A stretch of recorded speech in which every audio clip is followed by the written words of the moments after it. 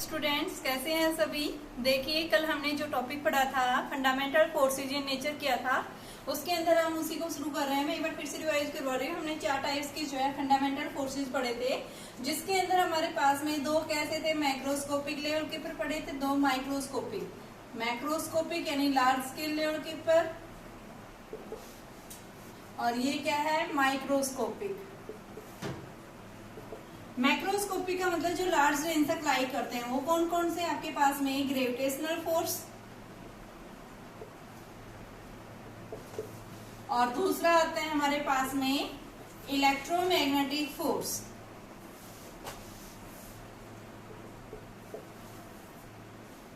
और जो small range तक लाई करते हैं वो कौन सा आपके पास में, weak nuclear force,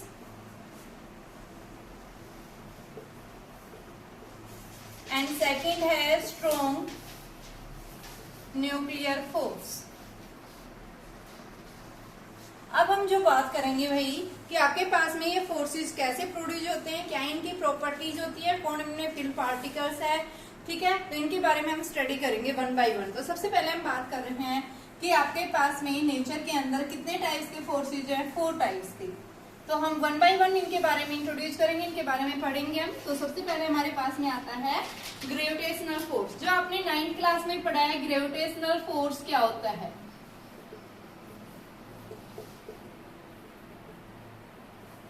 gravitational forces का मतलब क्या है कि जब आपके पास में 2 पॉइंट मासेस, ये एक मास है जिसका मास m1, दूसरा मास क्या है m2। पॉइंट मास बोल रही हूं मैं। पॉइंट मास का मतलब मैंने कल भी बताया था कि ऐसे मासेज जिनका साइज क्या है, वेरी स्मॉल है, जब वो क्या करते हैं, मूव कर रहे हैं, मोशन में है, तो उनके द्वारा जो डिस्टेंस कवर की जाती है वो डिस्टेंस क्या है, इनके साइज के कंपैरिजन वो एक लार्ज डिस्टेंस कवर कर सकते हैं। उसको हम क्या बोलते हैं, उस तरह के ऑब्जेक्ट्स को आप क्या बताओगे, क्या है वो आपके पास में पॉइंट मास ऑब्जेक्ट्स, ठीक है। तो हमारे पास पॉइंट मास ऑब्जेक्ट्स, जैसे मैंने बताया कार है, कार का साइज क्या होता है, बहुत छोटा होता है, लेकिन जब कार चलती है बहुत तेजी से मूव करती है, तो यानी वो क्या हो गया, कार एक पॉइंट मास बॉडी। तो इसी तरह से हमारे पास में क्या है, 2 पॉइंट मास बॉडी है, उनको क्या कर रहे हैं हम, एट ए स्मॉल डिस्टेंस के ऊपर, फ्री स्पेस के अंदर, वैक्यूम के अंदर, एयर के अंदर, जब आप इन दोनों मासेस को एक r डिस्टेंस के ऊपर प्लेस कर रहे हैं, तो ये दोनों पॉइंट मास बॉडी जो है वो क्या करेंगे, ये जो है बॉडी इसको अपनी तरफ अट्रैक्ट करेगा, और ये जो बॉडी है ये इसको अपनी तरफ अट्रैक्ट करेगा, ठीक है। दोनों क्या करती हैं, इक्वल फोर्स एक्सर्ट करिए, इसको इधर से खींच रही है इसको। तो न्यूटन ने बताया था, ये न्यूटन का दिया हुआ फोर्स है ये, ठीक है, ग्रेविटेशनल फोर्स, ठीक है। न्यूटन जो सर इसाक न्यूटन था, जो साइंटिस्ट, जिसने क्या कहाँ से आइडिया आया था कि वह एप्पल गिरा था पेड़ से, तो किस कारण से गिरा था, तो वहीं से इसकी इन्वेंशन से उसने बताया था कि यह जो है एप्पल जो गिरा है वो किस कारण के, कि अर्थ जो है यानी कि हमारे इस यूनिवर्स के अंदर हर एक ऑब्जेक्ट जो है क्या कर रहा है, एक दूसरे को अट्रैक्ट कर रहा है। तो यहाँ पे हम बता रहे हैं कि आपके पास में जब क्या है, एक स्मॉल डिस्टेंस के ऊपर जब 2 पॉइंट मास बॉडी को आपने जब एक डिस्टेंस के ऊपर प्लेस किया है, तो ये दोनों बॉडीज क्या करती हैं, फोर्स एक्सर्ट करती हैं। और कैसा फोर्स एक्सर्ट करेंगी, ये अट्रैक्टिव फोर्स बताएंगे हमेशा। कैसा फोर्स होगा, अट्रैक्टिव फोर्स एक्सर्ट करेंगे। तो ये जो अट्रैक्टिव फोर्स जो आएगा इनके बीच में, वो डिपेंड करेगा इनके मासेस के प्रोडक्ट के ऊपर, और इनके बीच की जो डिस्टेंस है उसके स्क्वायर के ऊपर डिपेंड करेगा। तो जब आप प्रोपोर्शनल को हटाते हैं, इसकी जगह कांस्टेंट m1 m2 अपॉन में r स्क्वायर, और इसको न्यूटन ने बताया था, तो इसने इस कांस्टेंट की वैल्यू क्या रख दी, g से, k को g से रिप्लेस कर दिया, f की वैल्यू क्या आ गई, g m1 m2 upon r square. और इस ये जो g है ये क्या है आपके पास में, न्यूटन्स लॉ ऑफ ग्रेविटेशन, ठीक है। ग्रेविटेशनल कांस्टेंट क्या बोलेंगे इसको, ग्रेविटेशनल कांस्टेंट, यूनिवर्सल कांस्टेंट भी बोलते हैं इसको। क्यों बोलते हैं यूनिवर्सल कांस्टेंट, क्योंकि इस g की वैल्यू हमेशा हर एक पॉइंट्स के ऊपर इसकी वैल्यू क्या होती है, फिक्स होती है। यूनिट क्या होती है, newton metre square kilogram inverse square, ये इसकी यूनिट होती है, ठीक है। ये इसकी वैल्यू हमेशा फिक्स रहती है, ऐसा नहीं कि प्लेस टू प्लेस चेंज हो जाए। स्मॉल जी जो होता है उसकी वैल्यू चेंज होती है प्लेस टू प्लेस। अर्थ के सेंटर पे स्मॉल जी की वैल्यू कुछ और रहती है, अर्थ के सरफेस से ऊपर जा रहे हैं, अर्थ के सरफेस से बिलो जा रहे हैं, तो स्मॉल जी चेंज होता है, बट इस जी की वैल्यू हर एक जगह हर एक पॉइंट्स के ऊपर इसकी वैल्यू क्या रहती है, रिमेन सेम रहती है। तो देखिए आपके पास में इसकी प्रॉपर्टीज क्या है। इसकी डेफिनेशन हमने बताई है कि जो इनके बीच में अट्रैक्टिव फोर्स जो है प्रोड्यूस होगा वो डिपेंड करेगा इनके मासेस के ऊपर और इनवर्सली डिपेंड करेगा इनके डिस्टेंस के स्क्वायर के ऊपर। ठीक है, यहाँ पे जी क्या आएगा जब आप इसको खोल लेंगे, F is equal to G m1 m2 upon में आर स्क्वायर। सेकेंड जो बताएंगे, ये जो फोर्स है जब आप इन दोनों मासेस को किसी दूसरे मीडियम के अंदर प्लेस कर रहे हैं तो इनके मासेस के ऊपर, यानी कि आप जब इन दोनों मासेस को किसी दूसरे मीडियम में प्लेस कर रहे हैं एरिया वैक्यूम के अलावा, तो वहां पे जो ये फोर्स प्रोड्यूस रहेगा वो मीडियम के ऊपर क्या करता है, इंडिपेंडेंट रहता है। ठीक है, तो यहाँ पे हम क्या बताते हैं, ये जो आपके पास में जो फोर्स रहता है ये जो है मैक्रोस्कोपिक और माइक्रोस्कोपिक दोनों लेवल के ऊपर हम इसको क्या करते हैं, कंसीडर करते हैं। ये जो फोर्स होता है ये क्या करता है बेटा कि साइज, शेप और इनके बीच की डिस्टेंस और इनके बीच में जो मीडियम है उसके ऊपर क्या रहता है, इंडिपेंडेंट रहता है। ठीक है, तो ये फोर्स जो होता है ये कभी भी यानी हमेशा क्या होता है, अट्रैक्टिव होता है, कभी भी रिपल्सिव नहीं होता, क्योंकि ये हर एक ऑब्जेक्ट को अपनी तरफ अट्रैक्ट कर रहा है। ठीक है, दूसरा जो है क्या बताया गया था आपके पास में, ये जो फोर्स कभी रिपल्सिव नहीं होता। नेक्स्ट जो हम बताते हैं किसके ऊपर, ये जो है किसके ऊपर डिपेंड करता है कि आपने इन दोनों बॉडीज के ऊपर जो है कि मीडियम क्या है, यानी कि इसके पास में मान लो एक बॉडी ये है, दूसरी बॉडी और यहाँ एक तीसरी बॉडी आ जाए तो उस बॉडी के ऊपर ये इंडिपेंडेंट रहेगा। ठीक है, नेक्स्ट जो है ये क्या करता है, इनवर्स स्क्वायर लॉ को ओबे करता है। ये क्यों, क्योंकि F जो है आर्स के डिस्टेंस के इनवर्सली प्रोपोर्शनल है, तो इसके इनवर्सली प्रोपोर्शनल है, तो यानी जैसे हम डिस्टेंस को बढ़ाएंगे तो फोर्स क्या हो जाता है, कम हो जाता है, और इस डिस्टेंस को अगर हम कम कर रहे हैं तो ये फोर्स क्या हो जाएगा, बढ़ जाएगा। तो यानी क्या करता है, ये इनवर्स स्क्वायर लॉ को ये क्या करता है, फॉलो करता है। नेक्स्ट जो है ये कैसे फोर्सेज होते हैं, सेंट्रल फोर्स को फॉलो करता है। सेंट्रल फोर्स का मतलब जब आपने दो मासेस हैं, अगर इनके सेंटर से आप क्या कर रहे हैं, लाइन ज्वाइन कर रहे हैं इधर से और इधर से, फोर्स की वैल्यू क्या आती है, सेम आती है। ठीक है, अट्रैक्ट करते रिपेल नहीं करते, तो फोर्स हमें क्या मिलता है, सेम। तो इनके सेंटर से हम क्या कर सकते हैं, लाइन ज्वाइन कर सकते हैं, तो इसलिए इनको क्या बोला गया है, क्या है ये, कैसे फोर्सेज है, सेंट्रल फोर्सेज हैं। ठीक है, नेक्स्ट जो हम बताते हैं कि कैसे फोर्स हैं, ये कंजर्वेटिव होते हैं। कंजर्वेटिव का मतलब क्या है कि कंजर्वेटिव फोर्स है ये कि जब भी कोई बॉडी किसी एक पॉइंट से दूसरे पॉइंट की तरफ मूव कर रही है तो ये पाथ के ऊपर उस बॉडी ने यहाँ से यहाँ तक पहुंचने में वो ऐसे सीधी जा सकती है, ऐसे घूम के जा सकती है, या फिर वो इधर से ऐसे जा सकती है। तो उसने यहाँ से यहाँ तक पहुंचने में किस तरह का पाथ फॉलो किया है, उस पाथ के ऊपर क्या रहती है, इंडिपेंडेंट रहती है। यानी क्लोज पाथ के अंदर जो है वर्कडन हमेशा क्या होता है, इसमें जीरो, जहां वर्कडन जीरो हो जाता है यानी वो क्या है, कंजर्वेटिव फोर्स है। और पाथ के ऊपर क्या है, ये इंडिपेंडेंट, किस बॉडी के द्वारा किस तरह का पाथ फॉलो किया गया है उसके ऊपर इंडिपेंडेंट रहती है। तो उस तरह के फोर्स को हम क्या बोलते हैं, कैसा है वो, कंजर्वेटिव फोर्स है। ठीक है, नेक्स्ट जो हम बताते हैं कि ये जो फोर्स है क्या है, वेरी इंपॉर्टेंट है, ये नेचर के अंदर सबसे ज्यादा वीकेस्ट फोर्स है, ये वीकेस्ट फोर्स इन नेचर। ठीक है, ये क्या कर सकते, एक लॉन्ग रेंज फोर्स है, ये लार्ज डिस्टेंस तक लाई करता है, ये long range force up to infinity तक ये फोर्स लाई करता है, इसलिए इसको क्या बोल दिया, लॉन्ग रेंज फोर्स बोल दिया। और इसके अंदर जो फील्ड पार्टिकल्स होते हैं,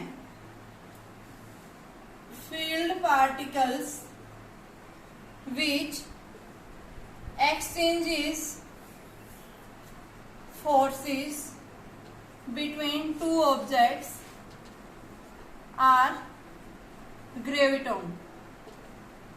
कौन है वो फील्ड पार्टिकल्स, ग्रेविटॉन्स। ठीक है, कि जो आपके पास में जो फील्ड पार्टिकल्स है, दो बॉडीज एक दूसरे के ऊपर फोर्स एक्सचेंज कर रही है, ये इसको अपनी तरफ अट्रैक्ट कर रही है इसको, तो यहाँ कुछ ना कुछ पार्टिकल्स प्रेजेंट है स्पेस के अंदर जो इनके बीच का फोर्स को एक्सचेंज कर रहे हैं। और यहाँ ग्रेविटेशनल फोर्स के अंदर जो फील्ड पार्टिकल्स हैं जो इनके बीच का फोर्स को एक्सचेंज करते हैं, उन पार्टिकल्स को हम क्या बोलते हैं, क्या है वो, ग्रेविटॉन्स है। ग्रेविटॉन्स क्या होते हैं, ग्रेविटॉन्स जो है एक स्मॉल एलिमेंट्री पार्टिकल्स होते हैं, इनके पास ना ही चार्ज होता है ना ही कोई मास होता है। ये क्या करवाते हैं, सिर्फ फोर्सेस का एक्सचेंज करवा रहे हैं, जिनको हम देख नहीं सकते हैं। इनका साइज क्या होता है, बहुत ज्यादा स्मॉल होता है, माइन्यूट पार्टिकल्स होते हैं। ठीक है, तो ग्रेविटॉन्स क्या होते हैं, एलिमेंट्री पार्टिकल्स होते हैं, किसके बीच में, ग्रेविटेशनल फोर्सेस के, जो क्या करते हैं, ये फील्ड पार्टिकल्स इन फोर्सेस को एक्सचेंज करवा रहे हैं।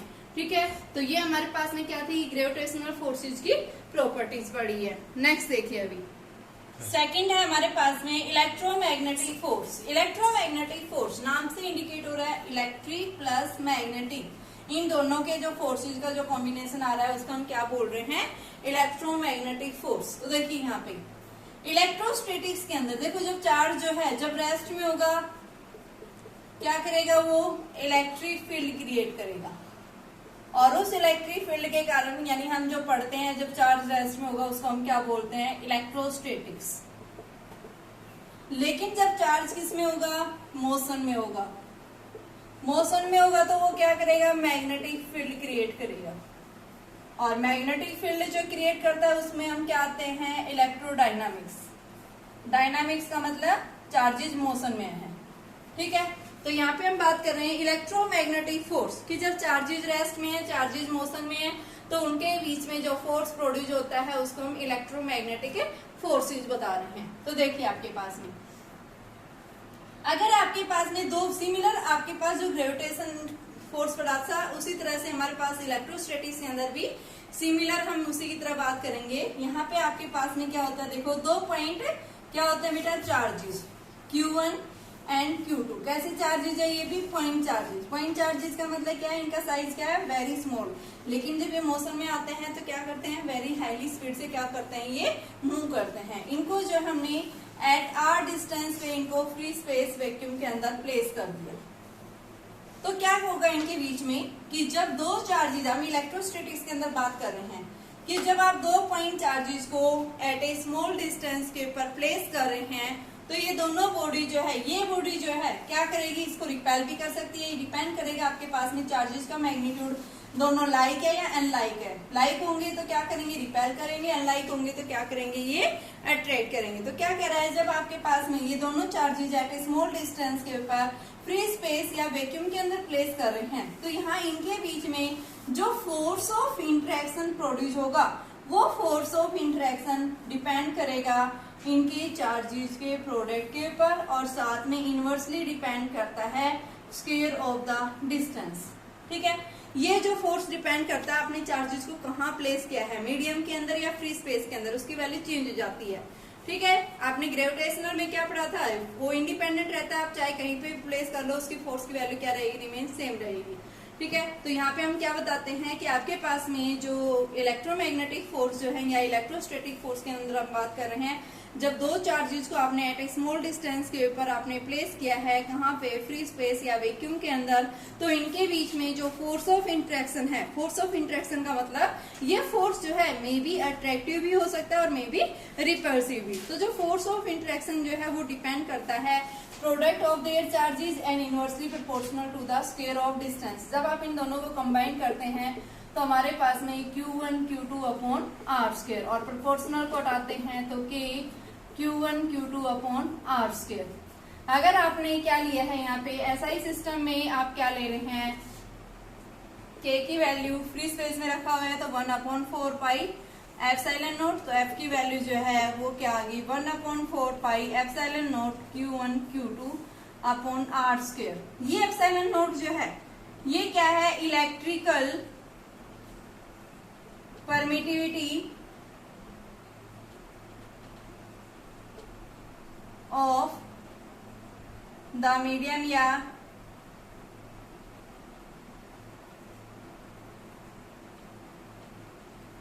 कि ये क्या बताता है, हमें इलेक्ट्रिक फील्ड की स्ट्रेंथ बताता है उस मीडियम में कितनी प्रेजेंट है। तो ये हम किसके लिए लेते हैं, फ्री स्पेस के लिए एक इलेक्ट्रिकल परमिटिविटी का सिंबल है एप्सिलॉन नॉट, उसकी वैल्यू हम प्लेस करते हैं।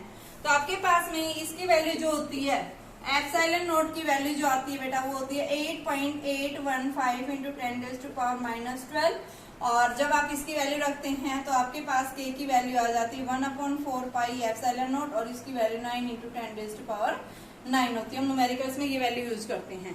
तो यानी यहाँ पे जब दो चार्जेस किसके अंदर होते हैं, रेस्ट में होते हैं, तो इनके बीच में जो फोर्स आता है वो फोर्स जो है वो किसके इक्वल होता है, इस लॉ को हम क्या बोलते हैं, कूलॉम्स लॉ, जो आपका किसके जैसा है, ग्रेविटेशनल फोर्स। सिर्फ इसमें और उसमें डिफरेंस ये है, वो अट्रैक्टिव होता है, ये ये आपका इंटरेक्टिव होता है, दोनों तरह से अट्रैक्टिव भी हो सकता है, रिपल्सिव। ये मीडियम के ऊपर डिपेंड करता है, वो मीडियम के ऊपर क्या था, इंडिपेंडेंट था। ठीक है, तो यहाँ पे हम क्या बताते हैं कि जब चार्जेज मोशन में है, चार्जेज रेस्ट में, हम ये किसकी बात कर रहे थे, चार्जेज रेस्ट में है। और जब चार्जेज मोशन में आ जाते हैं उस केस में हम क्या बताते हैं, मान लो आपके पास कोई भी एक चार्ज पार्टिकल है, जब वो मोशन में होगा तो वहां पे मोशन के कारण क्या आएगा, मैग्नेटिक फील्ड आएगा। मोशन में होगा तो देखो कोई भी चार्ज पार्टिकल जब किसके अंदर है, रेस्ट में है, तो रेस्ट में मैंने क्या बताया था, इलेक्ट्रिक फील्ड।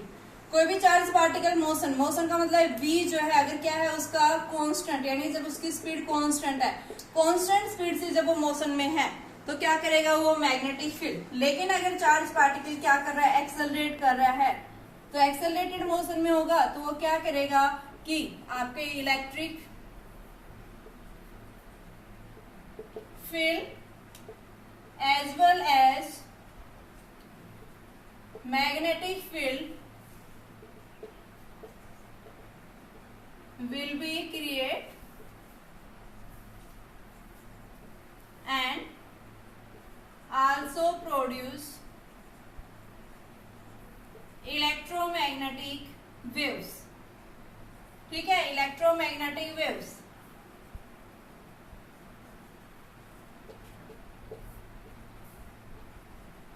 कि अपने साथ साथ जो है इलेक्ट्रिक फील्ड, मैग्नेटिक फील्ड और इनके साथ साथ क्या करेगा वो, इलेक्ट्रोमैग्नेटिक वेव्स को क्या करता है, जनरेट करता है। तो यहाँ पे हम क्या बताते हैं कि यहाँ पे जो आपके पास में जो फोर्स आते हैं इनके बीच में, उस फोर्स को हम क्या बोलते हैं, क्या है वो आपके पास में इलेक्ट्रोमैग्नेटिक फोर्स है। ठीक है बेटा, अब देखिए हम ये आगे इसलिए नहीं पढ़ रहे कि मौसम में आपके पास आगे हायर क्लासेस में पढ़ेंगे हम, सिर्फ अभी आपके पास में जो भाई पार्टिकल रेस्ट में क्या प्रोड्यूस करेगा, कांस्टेंट स्पीड से जा रहा है तो मैग्नेटिक फील्ड, और ये एक्सेलरेट कर रहा है तो ये इलेक्ट्रिक फील्ड के साथ साथ मैग्नेटिक फील्ड में क्रिएट करेगा और उसके साथ ईएम वेव्स भी आएगा। तो यहाँ इनके बीच में जो फोर्स आ रहा है उस फोर्स को हम क्या बोलते हैं, इलेक्ट्रोमैग्नेटिक फोर्स है ये। ठीक है बेटा, तो यहाँ पे देखिए अब हमें इसके जो क्या देखनी है, इसकी प्रॉपर्टीज पढ़नी है। तो देखिए प्रॉपर्टीज क्या आएंगी, ये जो फोर्स होते हैं बेटा ये may be attractive and repulsive, दोनों तरह के फोर्स हो सकते हैं ये। ठीक है, दूसरी प्रॉपर्टी क्या बताएंगे, ये क्या करते हैं, लॉन्ग रेंज फोर्सेज हैं,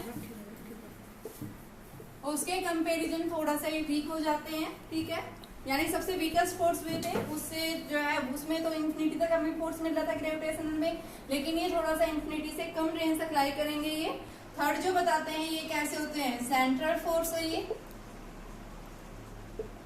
नेक्स्ट जो है क्या है, इनवर्स स्क्वायर लॉ को, ये सब मैं बता चुकी पहले वाले में। इनवर्स स्क्वायर लॉ को क्या करते हैं, ये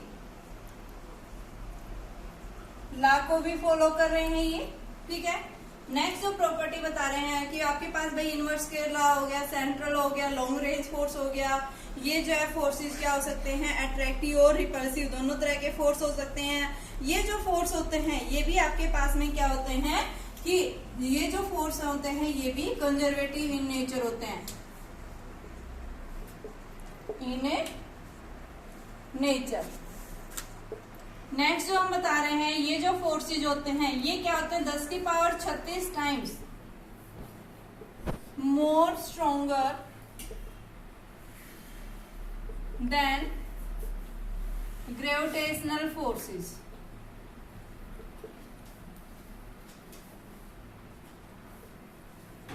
ठीक है, और इसमें जो फील्ड पार्टिकल्स होते हैं, फील्ड पार्टिकल्स which can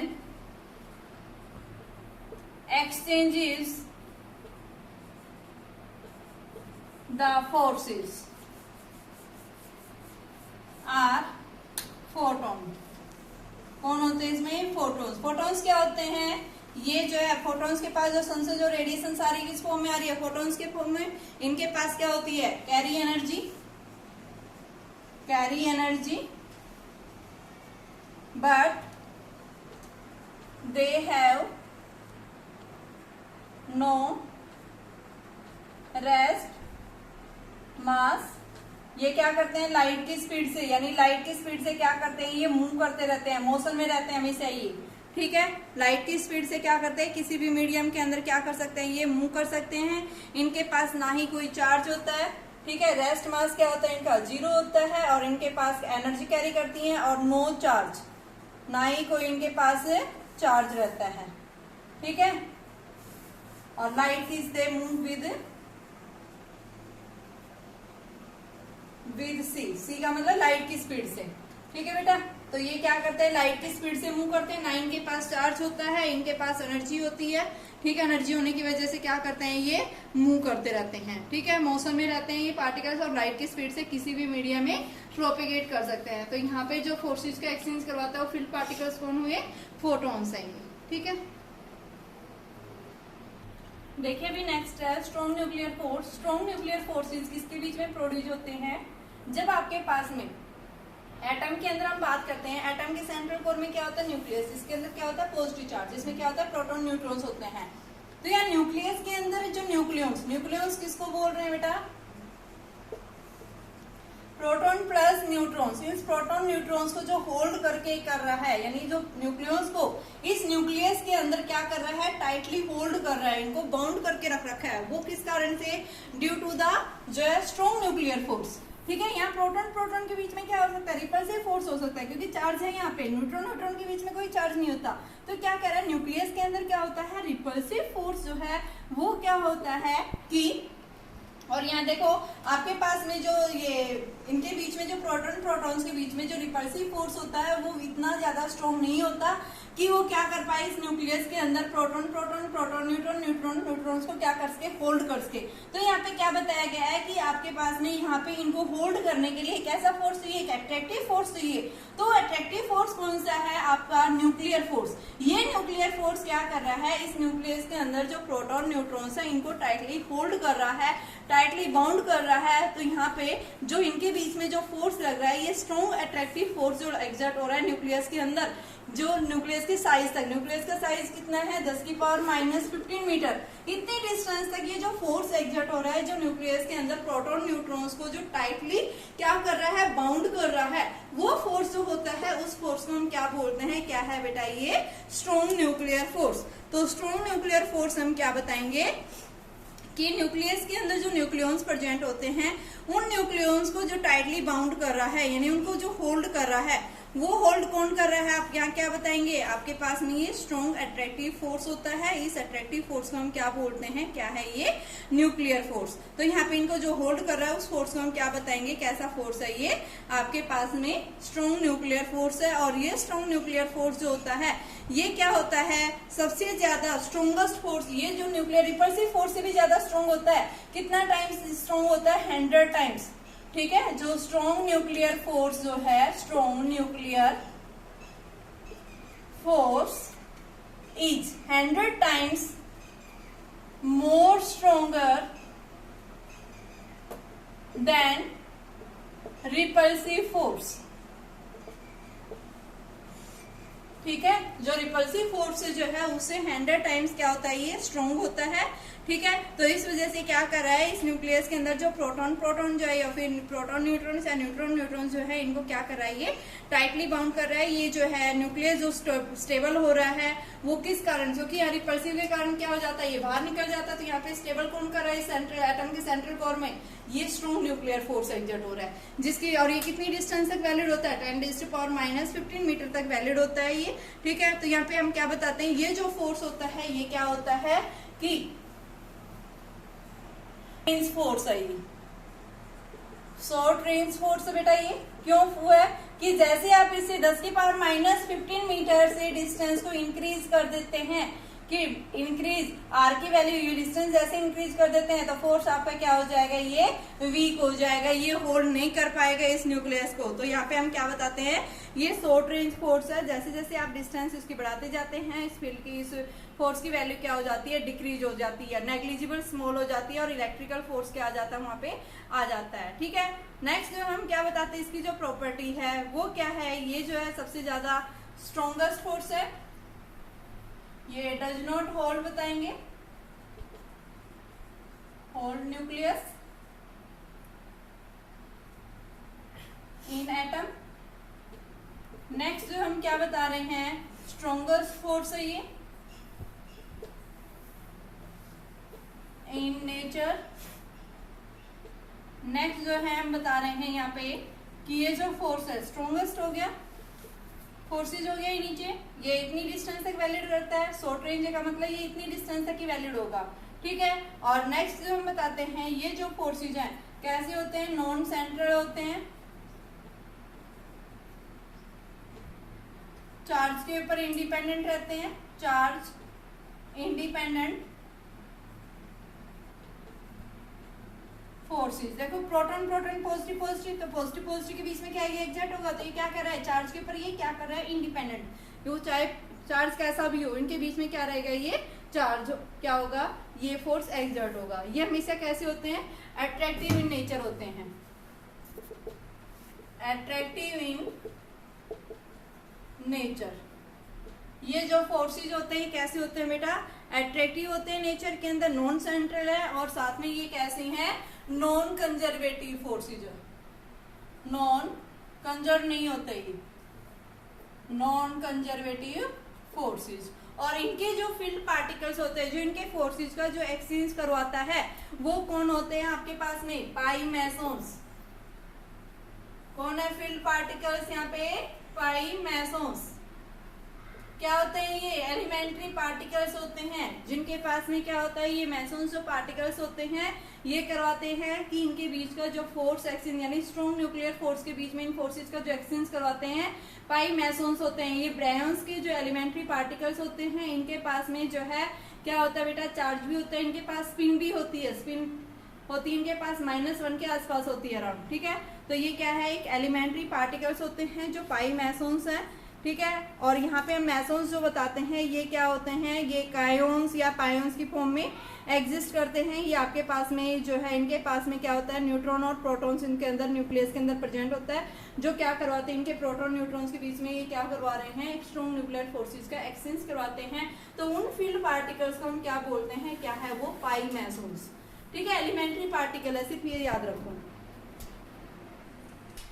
देखिए बेटा नेक्स्ट आता है हमारे पास में fourth, weak nuclear force. Weak nuclear force किसके अंदर अकर होता है, किसके अंदर पाया जाता है, तो देखिए आपने रेडियो एक्टिव एलिमेंट्स पढ़े होंगे जिनका मास नंबर क्या है, 90 से अबोव होता है। तो यानी वो एलिमेंट जो है कैसे होते हैं, अनस्टेबल होते हैं। अनस्टेबल का मतलब क्या है, इनके पास में जो है एनर्जी क्या होती है, बाइंडिंग एनर्जी स्मॉल होती है। बाइंडिंग एनर्जी स्मॉल होने की वजह से यानी यहाँ पे आपके पास में ये एलिमेंट्स बाइंडिंग एनर्जी स्मॉल है, तो इसके कारण ये कैसे होते हैं, अनस्टेबल होते हैं ये। तो ये अपनी स्टेबिलिटी को क्या करना चाहेंगे, गेन करना चाहेंगे। तो यहाँ पे कुछ एलिमेंट्स ऐसे होते हैं, हैवी एलिमेंट्स है ये, ठीक है। हैवी एलिमेंट्स जो होते हैं, हैवी एलिमेंट्स, इनको हम क्या बोलते हैं, रेडियो एक्टिव एलिमेंट्स। इन रेडियो एक्टिव एलिमेंट्स का अगर हम क्या कर देते हैं, डीके कर देते हैं। डीके के अंदर क्या होता है, कुछ एलिमेंट्स का हम क्या कर देंगे, अल्फा डीके कर देंगे, कुछ एलिमेंट्स का हम क्या कर देते हैं, बीटा डीके कर देते हैं, और कुछ एलिमेंट्स का हम क्या कर देते हैं, गामा डीके कर देते हैं। अल्फा डीके के अंदर क्या होता है, जब भी एक हैवी न्यूक्लियर जब क्या करता है कि जो अपने साथ में यानी कि जब उसका न्यूक्लियर रिएक्शन टेक्स उसका अल्फा डीके होता है, तो अपने साथ में एक अल्फा पार्टिकल 2He4 और साथ में कुछ एनर्जी लिबरेट करता है, ठीक है। मान लो आपके पास में कोई भी एक जो है न्यूक्लियर रिएक्शन हुई है, ये आपके पास में रिएक्टेंट से किस में गया है, प्रोडक्ट के अंदर गया है। तो यहाँ से ये रिएक्टेंट से जैसे प्रोडक्ट में गया है तो साथ में अपने साथ क्या निकालेगा, कुछ अल्फा पार्टिकल। तो ये क्या है, अल्फा पार्टिकल। जब अल्फा कोई किसी भी न्यूक्लियर रिएक्शंस के अंदर जब अल्फा पार्टिकल निकलता है तो उसको हम क्या बोलते हैं, अल्फा डीके। ये अल्फा पार्टिकल इसने क्यों एमिट किया है, ये स्टेबिलिटी को गेन करने के लिए, ठीक है, ताकि इसके पास में क्या हो जाए कि जो आप इसका जो ये अपनी जो है क्या कर दे कि अपने अंदर से कुछ प्रोटॉन्स को कम कर दे, न्यूट्रॉन्स को कम कर दे, कि न्यूक्लियस के अंदर क्या हो जाता है, जैसे जैसे मास नंबर बढ़ता जाता है तो इसके अंदर क्या हो जाता है, न्यूट्रॉन्स की संख्या प्रोटॉन से ज्यादा हो जाती है, या फिर प्रोटॉन्स की संख्या न्यूट्रॉन से ज्यादा हो जाती है। और जैसे इस न्यूक्लियस के अंदर प्रोटॉन्स या न्यूट्रॉन्स की संख्या ज्यादा हो जाती है, तो ये हमारा जो न्यूक्लियस है ये कैसा यानी एटम जो है ये कैसा बन जाता है, अनस्टेबल बन जाता है। तो यानी जैसे जैसे मास नंबर हो रहा है, बढ़ रहा है, तो मास नंबर बढ़ने की वजह से नंबर ऑफ न्यूट्रॉन्स या नंबर ऑफ प्रोटॉन्स की संख्या क्या हो जाती है, इंक्रीज हो जाती है। उसके इंक्रीज होने से जो है ये लाइट न्यूक्लियाई के अंदर हम प्रोटॉन्स की संख्या क्या बताते हैं, यहाँ पे न्यूट्रॉन्स की संख्या इसमें कम होती है, इसमें प्रोटॉन्स की संख्या ज्यादा बढ़ जाती है, ठीक है। तो यहाँ पे हम क्या बता रहे हैं कि जैसे से मास नंबर क्या होता है इनका बढ़ता जाता है, तो इसके अंदर आप क्या बताएंगे कि प्रोटॉन या न्यूट्रॉन्स की संख्या बढ़ने की वजह से ये हैवी एलिमेंट अपने आप क्या कर देगा, डीके कर देगा। ठीक है, या तो इसका न्यूक्लियर फ्यूजन होगा या फिर न्यूक्लियर फिजन होगा। न्यूक्लियर फिजन में क्या करता है कि आपके पास में एक हैवी न्यूक्लियाई जो है वो लाइट न्यूक्लियाई के अंदर टूट जाता है। न्यूक्लियर फ्यूजन में क्या होता है कि लाइट न्यूक्लियाई, दो लाइट न्यूक्लियाई कंबाइंड होकर के क्या करते हैं, एक हैवी न्यूक्लियाई फॉर्म करते हैं। ठीक है, वो क्यों करते हैं, अपने आप को स्टेबल बनाने के लिए, ताकि उनके पास उनकी एनर्जी जो है बढ़ जाए बाइंडिंग, और जैसे बाइंडिंग एनर्जी बढ़ेगी तो वो क्या होगा, आपका न्यूक्लियाई मोर स्टेबल होगा। ठीक है, तो यहाँ पे क्या बता रहा है, अपनी स्टेबिलिटी को गेन करने के लिए क्या करता है, एक हैवी न्यूक्लियाई यानी कि उसका डीके हो जाता है, जिसको हम क्या बोलते हैं, रेडियो एक्टिविटी डीके। तो रेडियो एक्टिविटी डीके जो है वो तीन तरह से होती है, alpha decay, beta decay, gamma decay. तो यहाँ पे अल्फा डीके के अंदर कोई हम यहाँ पे फोर्स की बात नहीं कर रहे, हम ओनली किसकी बात करेंगे, बीटा डीके। कि जब भी कोई एक रेडियो एक्टिव न्यूक्लियाई का जब क्या होता है, बीटा डीके टेक्स प्लेस होता है। ठीक है, बीटा डीके का मतलब क्या है कि जब न्यूट्रॉन्स है किसमें चेंज हो रहा है, वो प्रोटॉन्स के अंदर चेंज हो रहा है, और जब वो प्रोटॉन्स के अंदर चेंज करेगा तो अपने साथ में क्या निकालेगा, एक इलेक्ट्रॉन निकालेगा। इलेक्ट्रॉन के साथ में एक एंटी न्यूट्रिनो पार्टिकल एमिट करता है। जैसे ये मेरे पास न्यूट्रॉन है, ठीक है, न्यूट्रॉन से क्या हो गया, ये प्रोटॉन हो गया। प्रोटॉन्स के साथ में क्या निकाल दिया इसने, एक इलेक्ट्रॉन, और ये क्या है, एंटी न्यूट्रिनो पार्टिकल।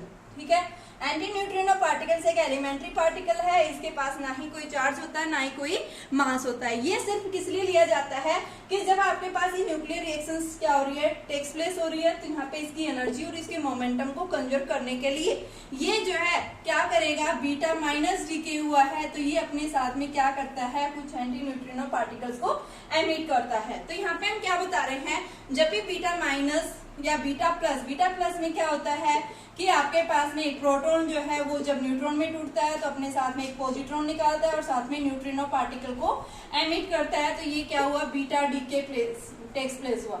ठीक है, तो यहाँ पे बीटा माइनस या बीटा प्लस जब भी टेक्स प्लेस होता है तो यहाँ पे इनके बीच में एक फोर्स एक्सर्ट होता है, उस फोर्स को हम क्या बोलते हैं, क्या है, वीक न्यूक्लियर फोर्स। जब भी बीटा डीके टेक्स प्लेस होगा तो उनके बीच में जो है जो फोर्स यहाँ पे प्रोड्यूस यानी इनके बीच में जो फोर्स एक्सर्ट हो रहा है वो फोर्स कौन सा है बेटा, क्या बताएंगे, कौन सा फोर्स है, वीक न्यूक्लियर फोर्स। तो क्या बताएंगे, वीक न्यूक्लियर फोर्स किसके अंदर होता है कि जब भी क्या है, न्यूक्लियस के अंदर से क्या होता है, बीटा डीके का टेक्स प्लेस होता है, तो वहां पे हम क्या बताते हैं, उनके बीच में हमें ये कौन सा वीक न्यूक्लियर फोर्स जो है अपीयर होता है। ठीक है, ये जो है क्या बताया गया है कि वीक न्यूक्लियर फोर्स जब भी प्रोड्यूस होता है तो यहाँ पे क्या होता है, बीटा डीके के अंदर एक बीटा माइनस एक बीटा प्लस। बीटा माइनस अपने साथ क्या निकालता है, एंटी न्यूट्रिनो, बीटा प्लस क्या निकालता है, अपने पास न्यूट्रिनो पार्टिकल है। क्यों निकालते हैं ये, क्योंकि अपनी एनर्जी और मोमेंटम को कंजर्व करने के लिए यहाँ पे एमिशन होता है। तो यहाँ पे हम क्या बताते हैं, ये जो फोर्सेज होते हैं ये किसके बीच में बेटा, लेप्टॉन्स या फिर लेप्टॉन मेजॉन्स के बीच में जो फोर्सेस का एक्सचेंज होता है उनके बीच में जो फोर्स होता है वो कौन सा होता है, वीक फोर्स होता है।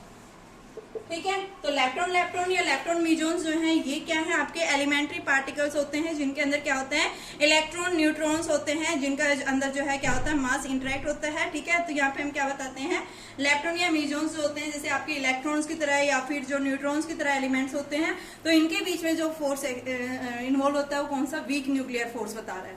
ठीक है, नेक्स्ट जो हम क्या बताते हैं, ये जो फोर्स होते हैं ये क्या करते हैं कि 10⁻25 टाइम्स स्ट्रोंगर होते हैं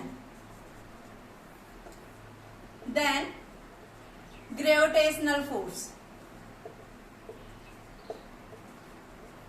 ग्रेविटेशनल फोर्सेस से क्या होता है, 10⁻25 टाइम्स जो है ये कैसे होते हैं, स्ट्रोंगर होते हैं। ये जो फोर्सेज होते हैं ये क्या करते हैं, ये फोर्सेज भी क्या बेटा आपके पास में ऑपरेट होते हैं कितनी डिस्टेंस तक, लॉन्ग शॉर्ट रेंज फोर्सेज है ये भी, शॉर्ट रेंज फोर्स जो 10⁻⁻15 मीटर की डिस्टेंस तक वैलिड होते हैं यहाँ पे। ठीक है, और ये जो फोर्सेज हम बताते हैं इनके बीच में जो एलिमेंट्री पार्टिकल्स होते हैं वो कौन होते हैं, बोसॉन्स। यानी कि field particles are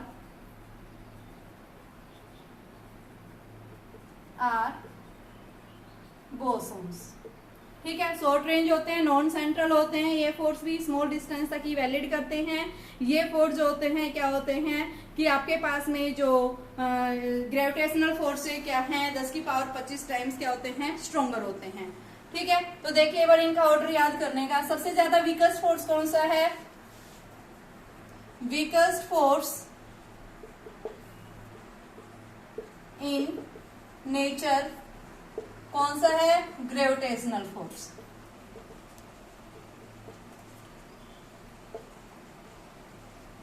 second strongest कौन सा है?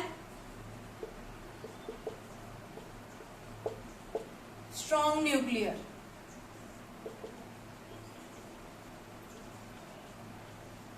तो आपके पास में जो ऑर्डर आएगा वो क्या आएगा? इनका ऑर्डर जो है, इनकी जो इंक्रीजिंग ऑर्डर में आपके पास में क्या आएगा? ग्रेविटेशनल फोर्स,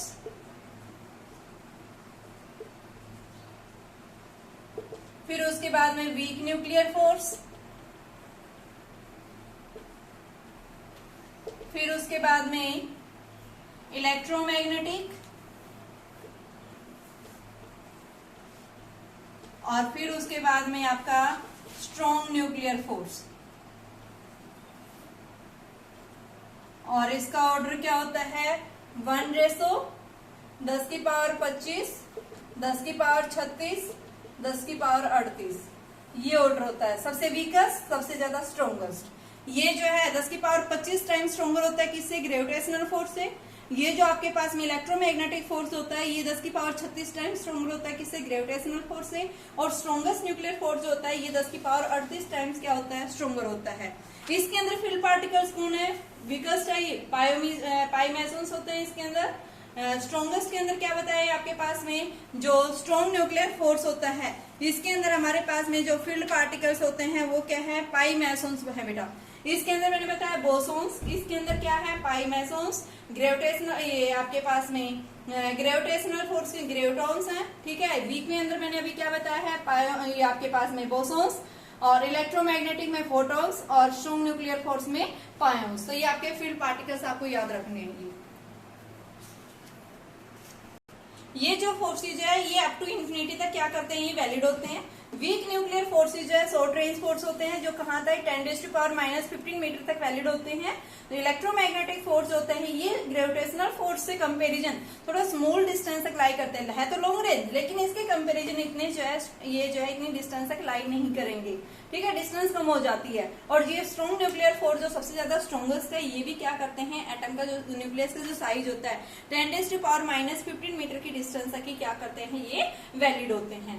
तो ये था हमारे पास में जो फंडामेंटल फोर्सेज इन नेचर, हमने इसके बारे में पढ़ा है।